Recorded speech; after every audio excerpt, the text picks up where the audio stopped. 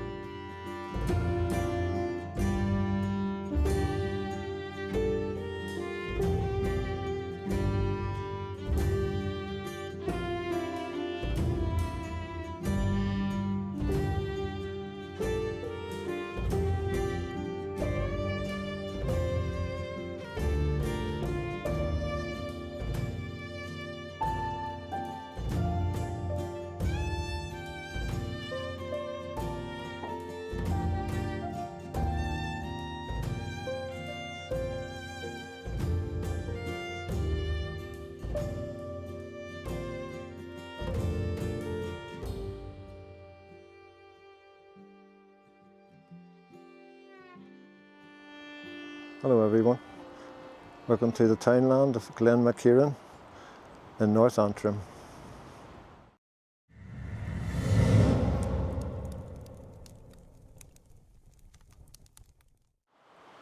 Four weeks after the letter was sent, unfortunately archaeologists turned down the proposal.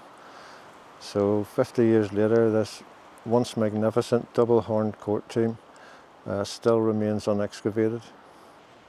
This is the first double-horned cairn discovered in County Antrim.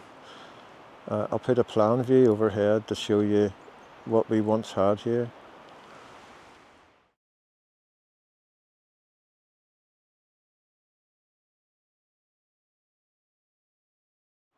Unfortunately, these few remaining stones are all that's left after it was heavily plundered a couple of hundred years ago, and there's no records of any finds or discoveries.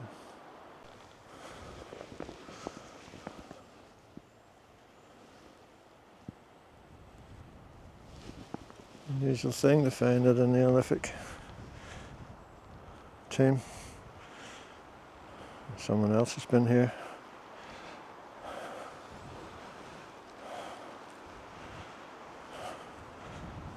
Doing their own rituals.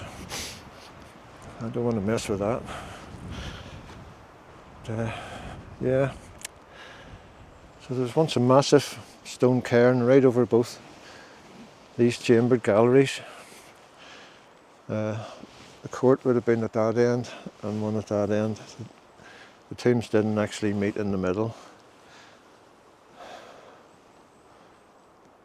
Must have been gigantic.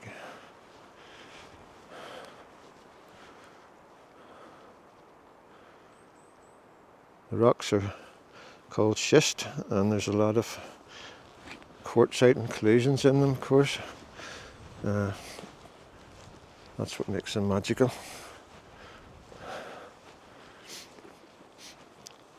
That was likely the lintel stone over the entrance. Huge, that one. Look at that, it has a very purposeful cut there. It's cut to fit. Lock into place, that's very clever. Not easy either.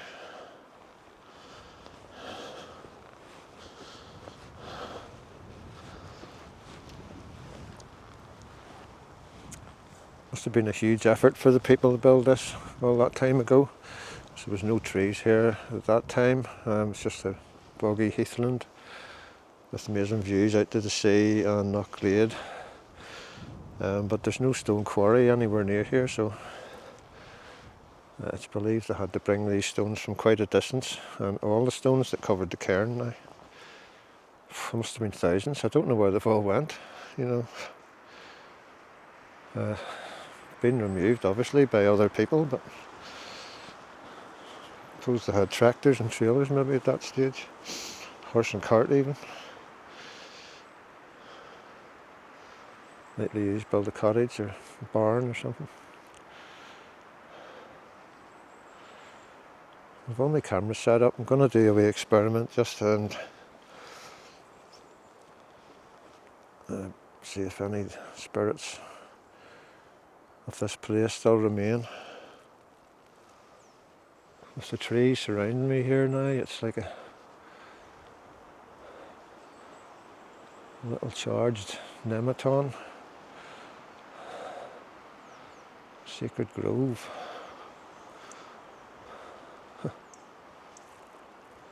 First wee bird I've seen there, I think it's a wee robin. So let's get started with the experiment. I've made these two wind roarers, bullroarers, brummers. They have many names. Been used for millennia from Australia to Norway and everywhere in between. They've been used by indigenous people since 18,000 years ago in the Paleolithic period. I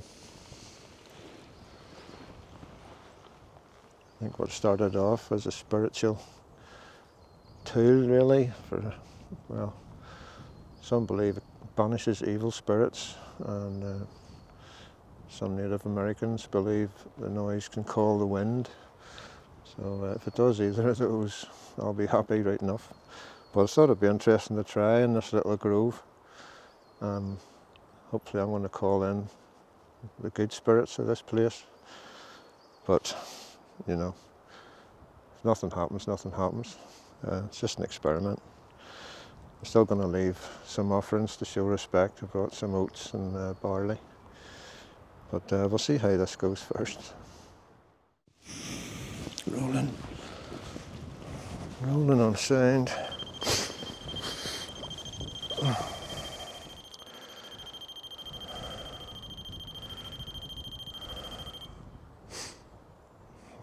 Could have been me passing it, possibly. Let's see. Raven. Very timely, brother.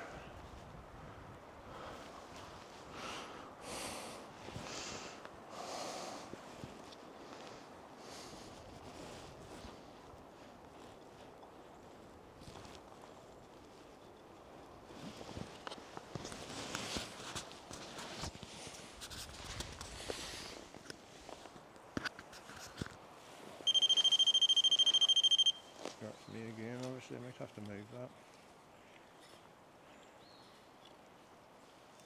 Check that mic's on. Yeah, that's definitely.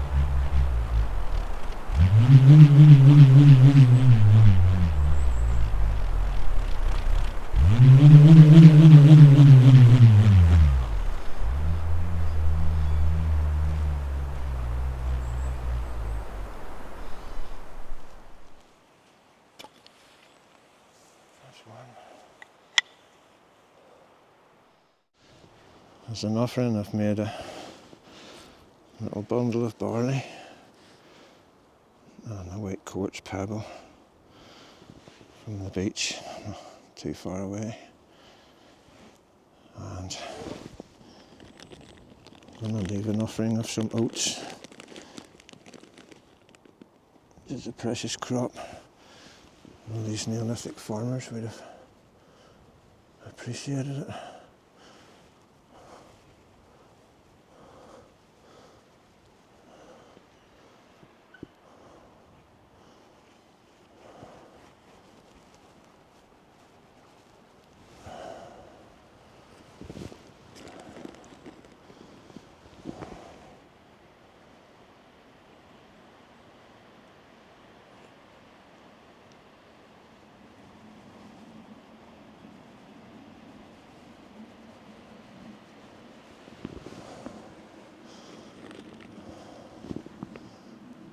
So I'll be generous.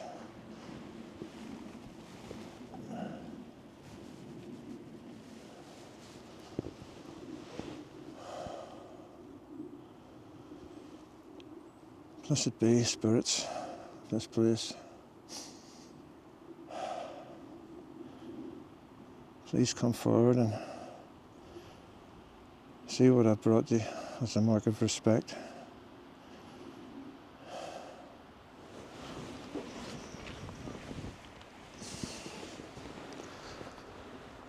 I've got my REM pod there. I had to switch it off because I kept setting it off myself. If some incense there may have gone out, and the EMF meter. It's all quiet on that so far, but I'll keep going with this. Also my full spectrum camera on the SLS Ghost app going over there.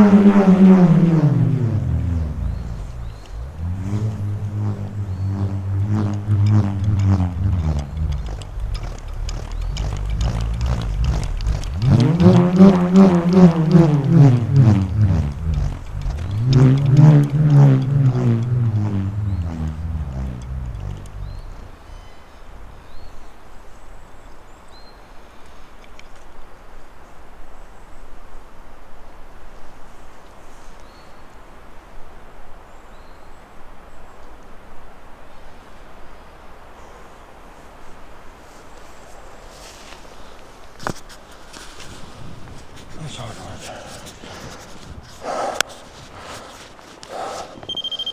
I did switch that on. That was me. Right. Let's just sit for a couple of minutes.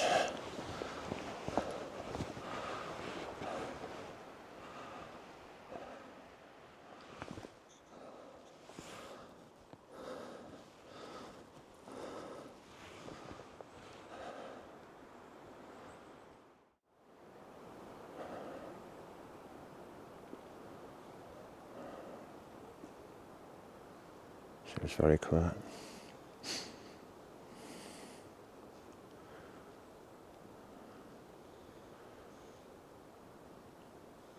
The Neolithic spirits have long since moved on into the other world.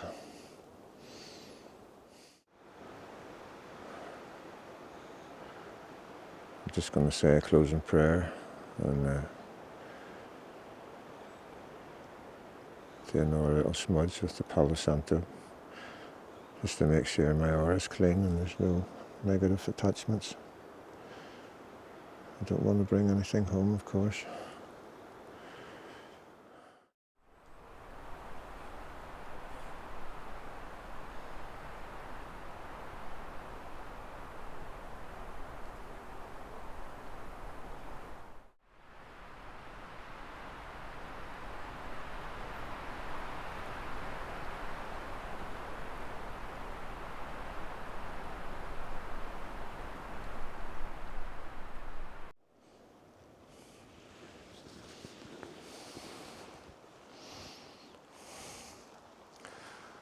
All quiet, but I'm going to leave my cameras rolling, get a wee cup of coffee, sit quietly for another wee while before I head back down.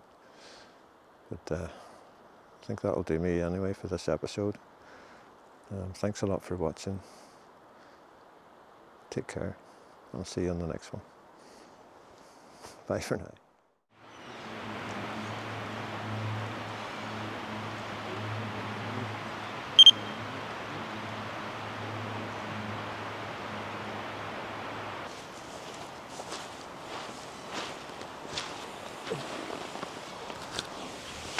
Just get the mic.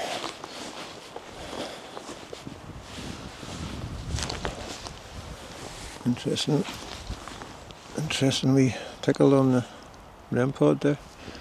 Proximity meter. As you know, someone has to be close to that, or something with energy has to be close to that to set it off. But, well, you never know. Could be spirits here, just haven't shown themselves. Time to go.